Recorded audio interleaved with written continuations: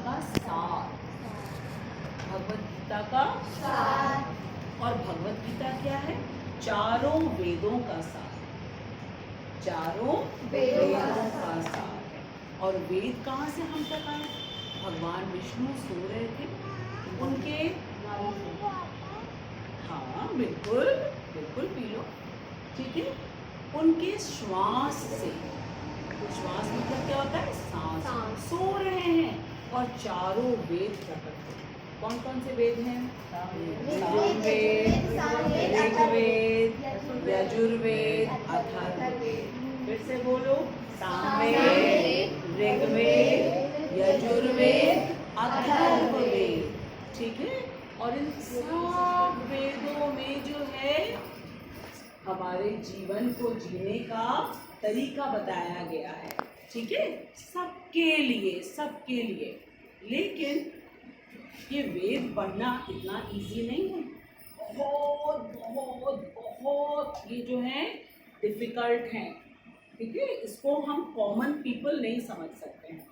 तो भगवान ने सोचा कि सतयुग के लोग तो पढ़ लेते थे और त्रेता के भी पढ़ लेते थे, लेकिन धीरे धीरे उनको लगा कि ना, ये तो नहीं पढ़ पा रहे, और ये पढ़ेंगे नहीं तो क्या होगा?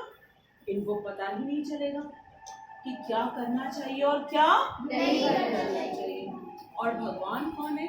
भगवान हमारे माता पिता हैं।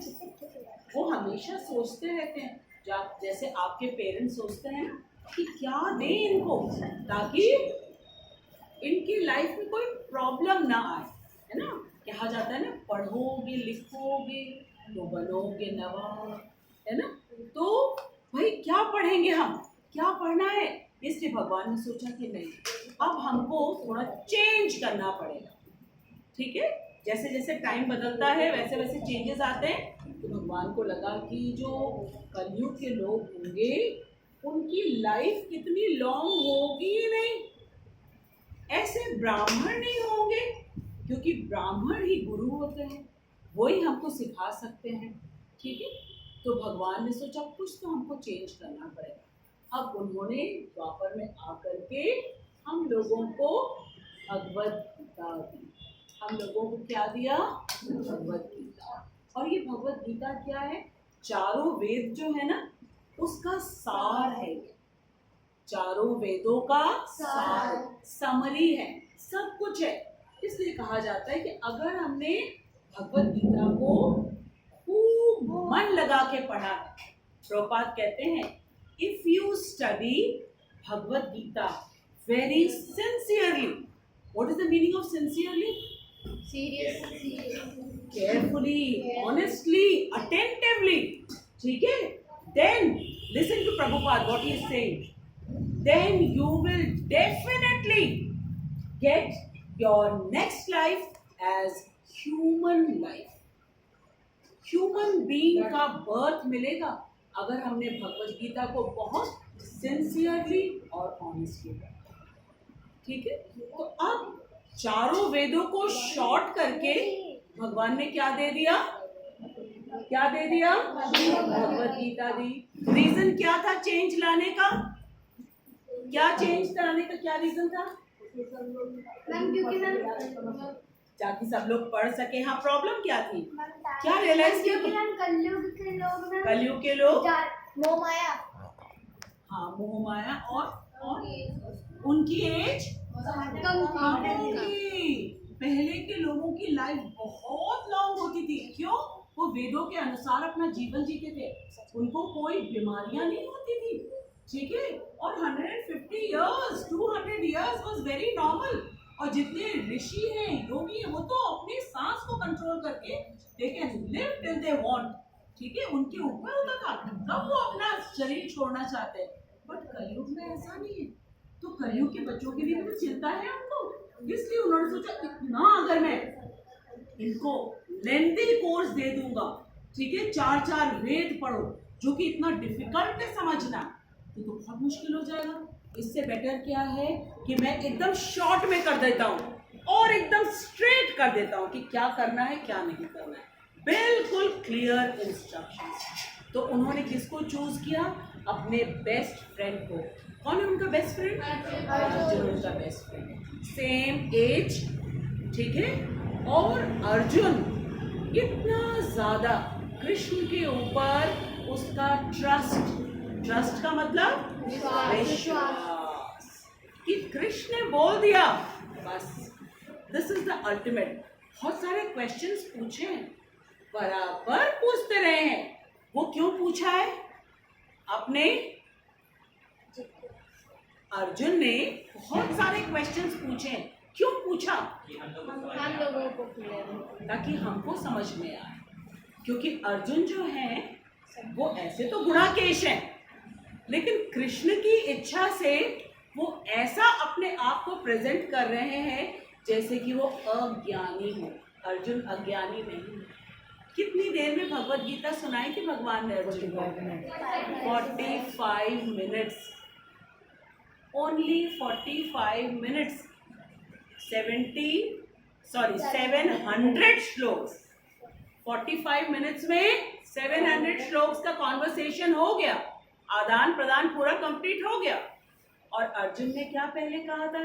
न योत्स्यम इति गोविंद, मैं युद्ध नहीं करूंगा। और पूरी भगवान से गीता सुनने के बाद उसी अर्जुन ने क्या कहा? करिष्य वचनम तव, ठीक है, करिष्य वचनम तव। किसने कहा? अर्जुन ने। अब हम क्यों पढ़ रहे हैं इसको? क्योंकि अभी हमारी क्या अवस्था है? न योत्स्यम इति गोविंद। जो आप बोल रहे हो ना, ये मैं नहीं कर पाऊंगा, ये मैं नहीं कर पाऊंगा। लेकिन अगर हम सुनते रहेंगे तो अवश्य ही हम भी कहेंगे करिष्य वचनम तव। क्योंकि स्पीकर कौन है? बोलने वाले कौन है इसमें? कृष्ण है, ठीक है। और कृष्ण भगवान क्यों है भाई, ये भी हमको बता दो। उनके पास 6 क्वालिटीज है। ये सबसे इम्पोर्टेंट बात है कि हम सुने क्यों, इनके क्यों सुने। इतने सारे इंस्ट्रक्शंस, ठीक है। जो चीज हम पहले कर रहे थे उसको हमको अब चेंज करना है, तो भाई ऐसे से हम सुनेंगे जो सचमुच में पावरफुल हो, इन्फ्लुएंशियल हो, रिच हो, ब्यूटीफुल हो, ठीक है। और साथ में किसी चीज में आसक्ति भी नहीं है। सारी चीजें उनकी हैं, लेकिन आसक्ति उनको किसी चीज में नहीं। इज द मोस्ट फेमस, चाहे वो कुछ भी करे। अर्जुन को कह रहे युद्ध का मैदान छोड़ के जाना नहीं, और खुद क्या किया? भाग गए 17 टाइम्स जरासंध के साथ, ठीक है। जरासंध ने अटैक किया। जरासंध कौन है मालूम है? कौन है? कंस के ससुर हैं। बहुत तेज गुस्सा है कंस को, सॉरी जरासंध को। क्यों?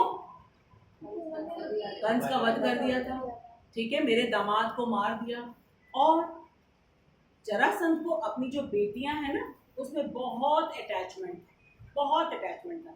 इनके हस्बैंड को मारा है, बस अब मैं क्या करूंगा? कृष्ण का पूरा वंश का नाश कर दूंगा, खत्म कर दूंगा।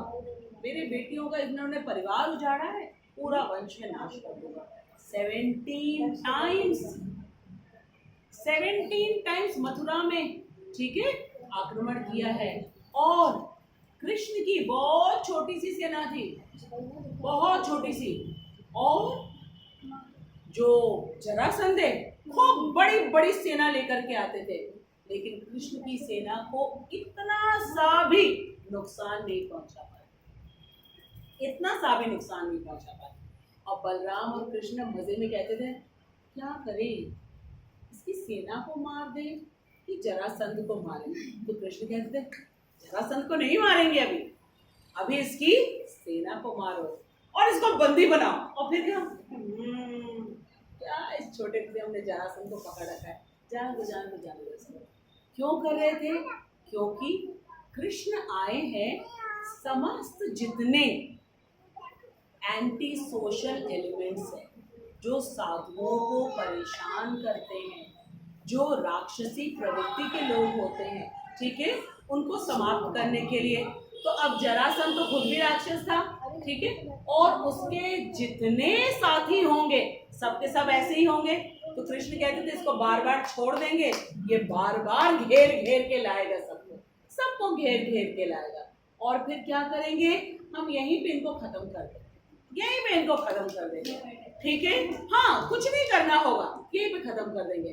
18वीं बार जब 17 बार पूरी सेना को फिनिश कर दिया, तो क्या कृष्ण 18th टाइम नहीं कर सकते थे? कर सकते थे। बलराम ने और कृष्ण ने दोनों ने डिस्कस किया कि ये बहुत जरासंध बार बार मथुरा के लोगों को ये प्रॉब्लम क्रिएट करता है। मथुरा के लोग हमेशा आतंकित रहते हैं कि कब इसने फिर अटैक करेगा, कब ये फिर अटैक करेगा। तो एक काम करते हैं, हम एक ऐसी जगह बनाते हैं जहां पे जरासंध पहुंच नहीं पाए। और कृष्ण ने सोचा कहाँ के लिए? द्वारिका, ठीक है।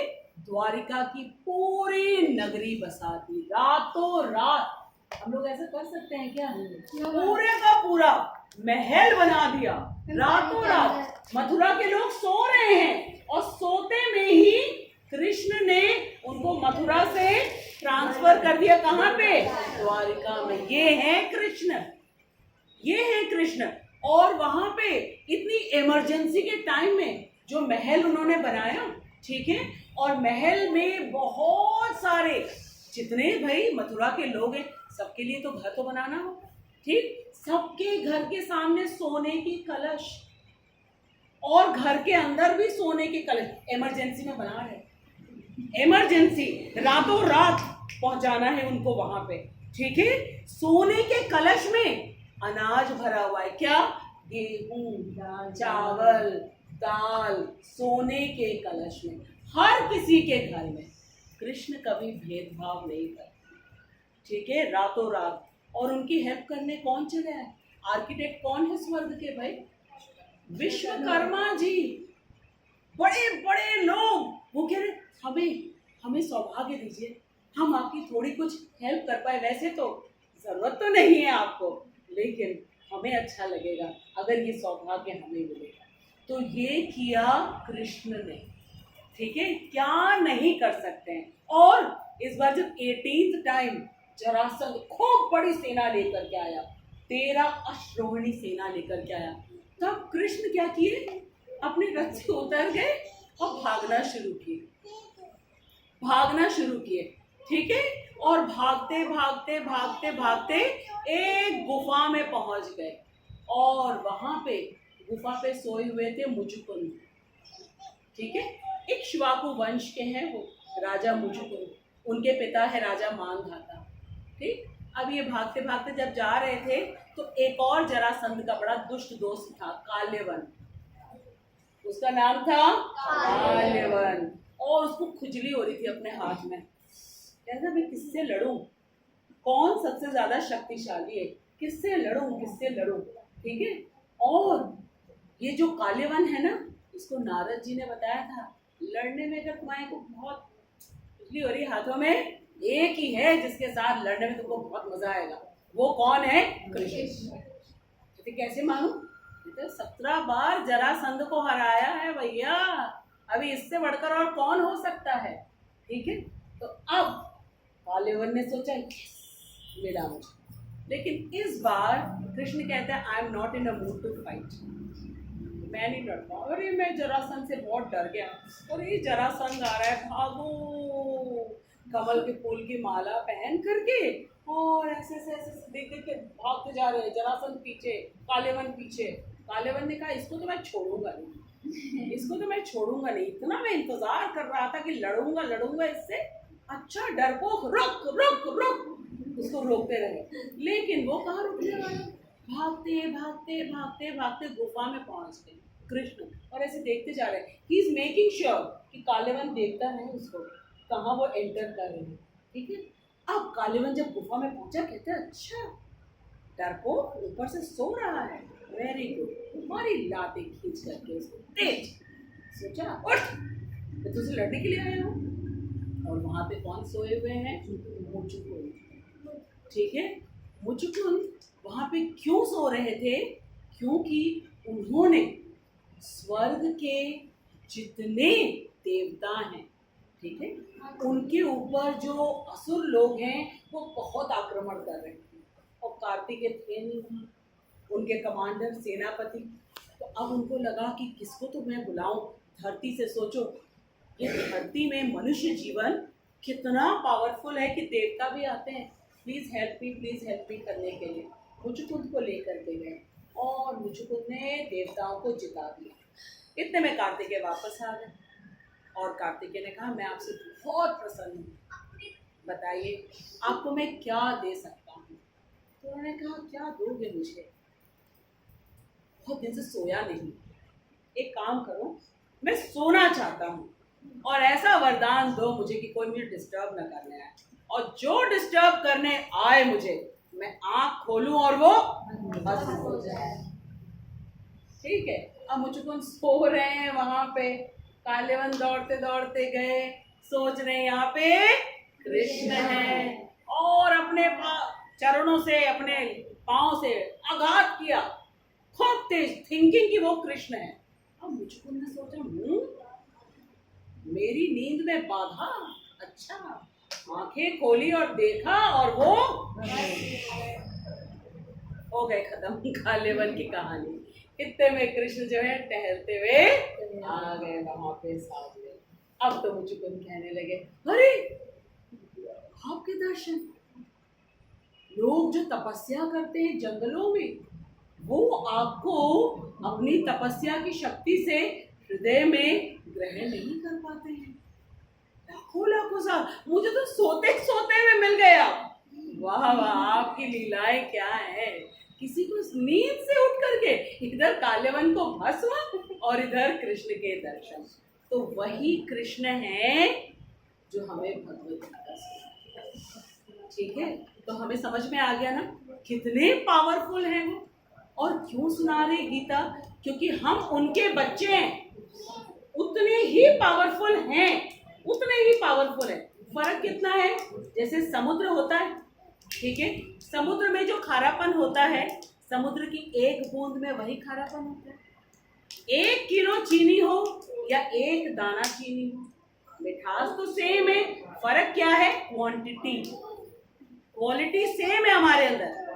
तो अब हम लोगों को कृष्ण भगवत गीता को पढ़ा करके अपने जैसी क्वालिटी हमारे अंदर लाना चाहते हैं, क्योंकि हम भूल गए कि हम कौन हैं। ठीक है, भगवत गीता में 5 विषय होते हैं, सबको मालूम होना चाहिए।